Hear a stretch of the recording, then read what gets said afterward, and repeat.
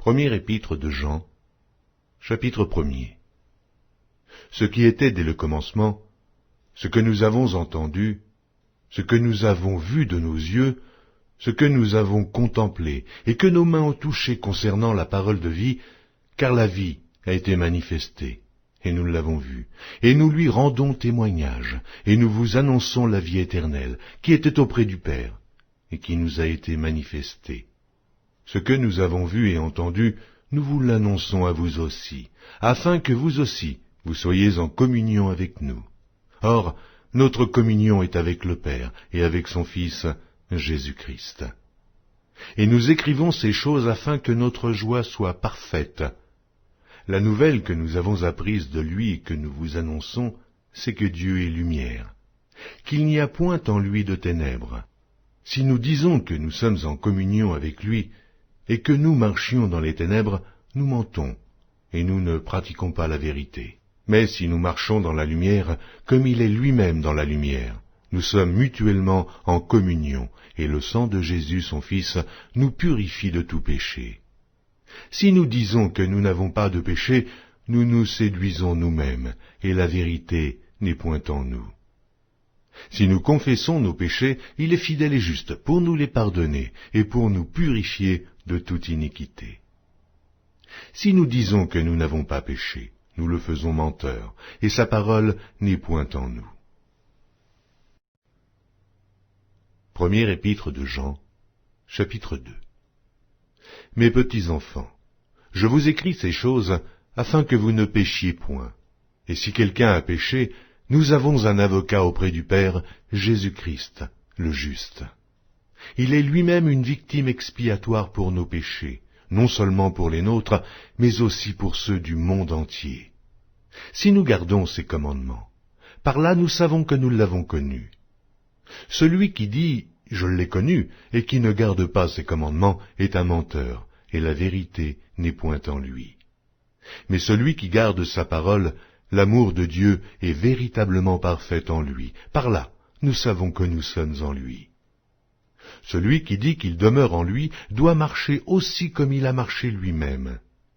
Bien-aimés, ce n'est pas un commandement nouveau que je vous écris, mais un commandement ancien, que vous avez eu dès le commencement. Ce commandement ancien, c'est la parole que vous avez entendue. Toutefois, c'est un commandement nouveau que je vous écris. Ce qui est vrai en lui et en vous, car les ténèbres se dissipent, et la lumière véritable paraît déjà. Celui qui dit qu'il est dans la lumière et qui est son frère est encore dans les ténèbres.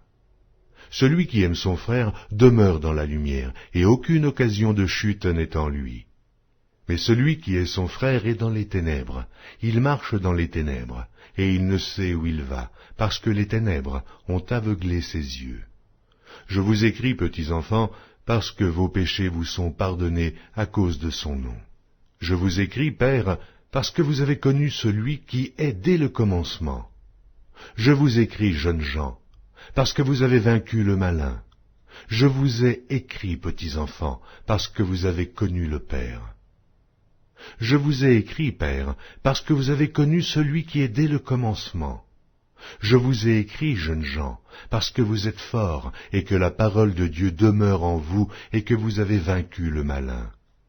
N'aimez point le monde, ni les choses qui sont dans le monde.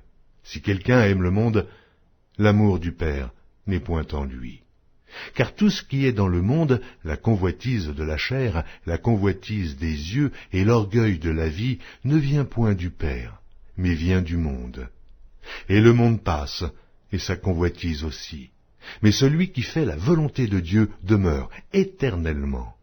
Petits enfants, c'est la dernière heure. Et comme vous avez appris qu'un antéchrist vient, il y a maintenant plusieurs antéchrists. Par là, nous connaissons que c'est la dernière heure. Ils sont sortis du milieu de nous, mais ils n'étaient pas des nôtres.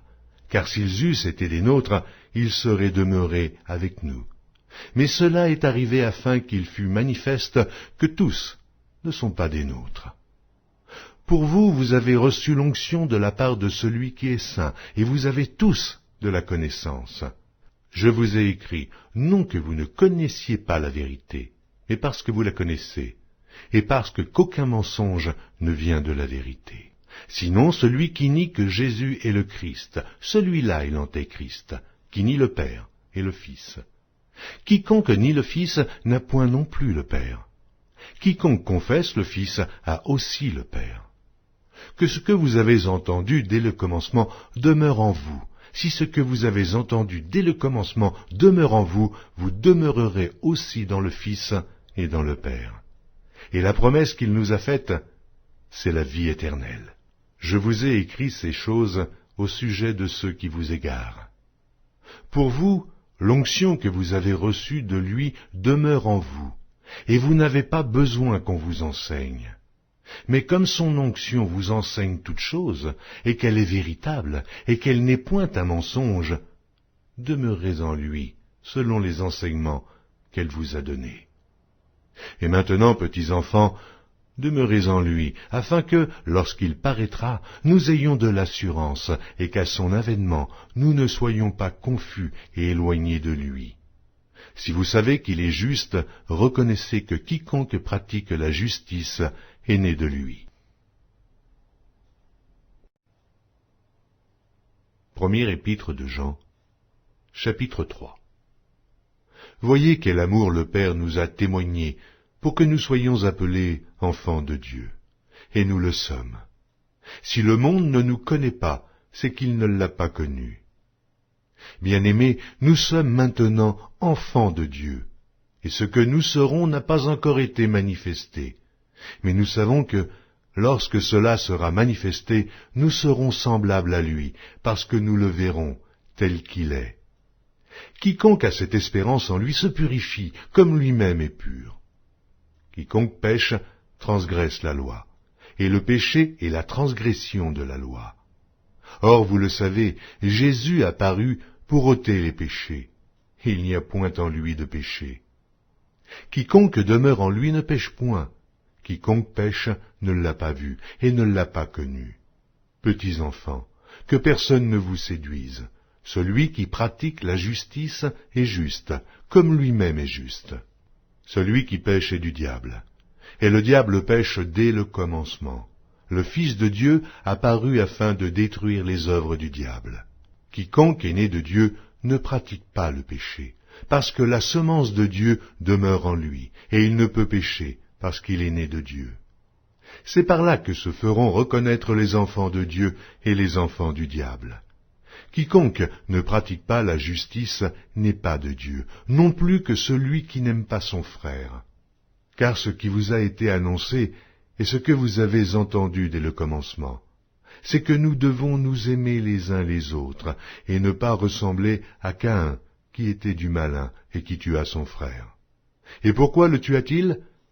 Parce que ses œuvres étaient mauvaises, et que celles de son frère étaient justes. Ne vous étonnez pas, frères, si le monde vous hait. Nous savons que nous sommes passés de la mort à la vie, parce que nous aimons les frères. Celui qui n'aime pas demeure dans la mort. Quiconque hait son frère est un meurtrier.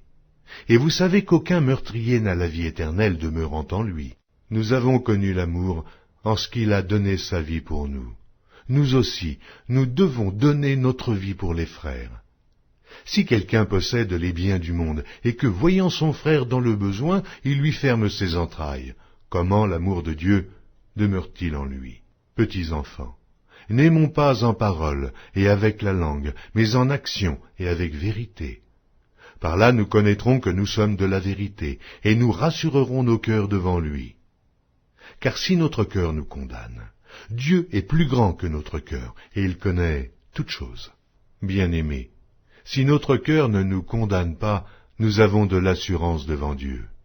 Quoi que ce soit que nous demandions, nous le recevons de lui, parce que nous gardons ses commandements et que nous faisons ce qui lui est agréable. Et c'est ici son commandement, que nous croyions au nom de son Fils Jésus-Christ, et que nous nous aimions les uns les autres selon le commandement qu'il nous a donné. Celui qui garde ses commandements demeure en Dieu, et Dieu en lui. Et nous connaissons qu'il demeure en nous par l'Esprit qu'il nous a donné. Première épître de Jean, chapitre 4. Bien-aimés, n'ajoutez pas foi à tout esprit, mais éprouvez les esprits pour savoir s'ils sont de Dieu. Car plusieurs faux prophètes sont venus dans le monde. Reconnaissez à ceci l'Esprit de Dieu. Tout esprit qui confesse Jésus-Christ venu en chair est de Dieu. Et tout esprit qui ne confesse pas Jésus n'est pas de Dieu. C'est celui de l'Antéchrist dont vous avez appris la venue, et qui maintenant est déjà dans le monde. Vous, petits enfants, vous êtes de Dieu, et vous les avez vaincus parce que celui qui est en vous est plus grand que celui qui est dans le monde. Eux, ils sont du monde, c'est pourquoi ils parlent d'après le monde, et le monde les écoute. Nous sommes de Dieu. Celui qui connaît Dieu nous écoute, celui qui n'est pas de Dieu ne nous écoute pas. C'est par là que nous connaissons l'esprit de la vérité et l'esprit de l'erreur. Bien-aimés, aimons-nous les uns les autres, car l'amour est de Dieu, et quiconque aime est né de Dieu et connaît Dieu. Celui qui n'aime pas n'a pas connu Dieu, car Dieu est amour. L'amour de Dieu a été manifesté envers nous en ce que Dieu a envoyé son Fils unique dans le monde, afin que nous vivions par lui.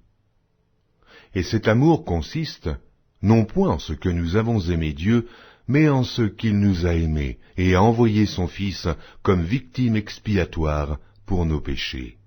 Bien-aimés, si Dieu nous a ainsi aimés, nous devons aussi nous aimer les uns les autres. Personne n'a jamais vu Dieu. Si nous nous aimons les uns les autres, Dieu demeure en nous et son amour est parfait en nous. Nous connaissons que nous demeurons en lui et qu'il demeure en nous, en ce qu'il nous a donné de son esprit. Et nous avons vu et nous attestons que le Père a envoyé le Fils comme sauveur du monde. Celui qui confessera que Jésus est le Fils de Dieu, Dieu demeure en lui et lui en Dieu. Et nous avons connu l'amour de Dieu. Et nous avons connu l'amour que Dieu a pour nous, et nous y avons cru. Dieu est amour, et celui qui demeure dans l'amour demeure en Dieu, et Dieu demeure en lui. Tel il est, tel nous sommes aussi dans ce monde. C'est en cela que l'amour est parfait en nous, afin que nous ayons de l'assurance au jour du jugement. La crainte n'est pas dans l'amour. Mais l'amour parfait bannit la crainte, car la crainte suppose un châtiment, et celui qui craint n'est pas parfait dans l'amour. Pour nous l'aimons, parce qu'il nous a aimés le premier. Si quelqu'un dit « J'aime Dieu » et qu'il haïsse son frère, c'est un menteur, car celui qui n'aime pas son frère qu'il voit, comment peut-il aimer Dieu qu'il ne voit pas? Et nous avons de lui ce commandement, que celui qui aime Dieu aime aussi son frère.